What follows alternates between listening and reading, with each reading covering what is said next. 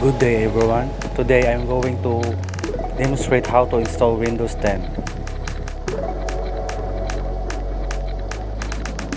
Choose what Windows you are going to install. In my case, I'm going to choose Windows 10.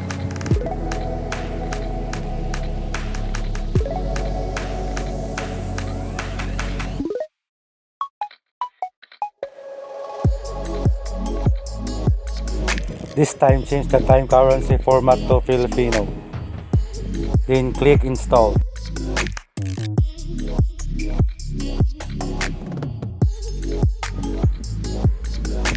This time I chose Windows 10 KMS. Check the checkbox, then just click next. Click the custom install Windows only. Delete all the drives so that we can format all that.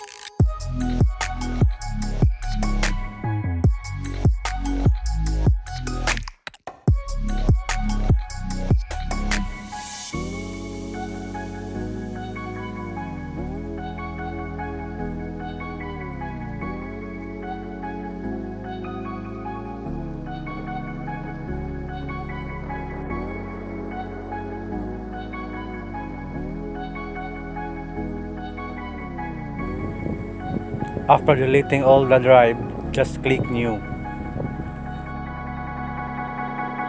Then click apply.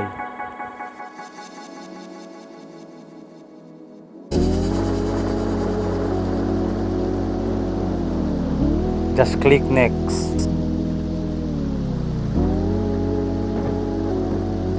Just wait until the installing Windows finish.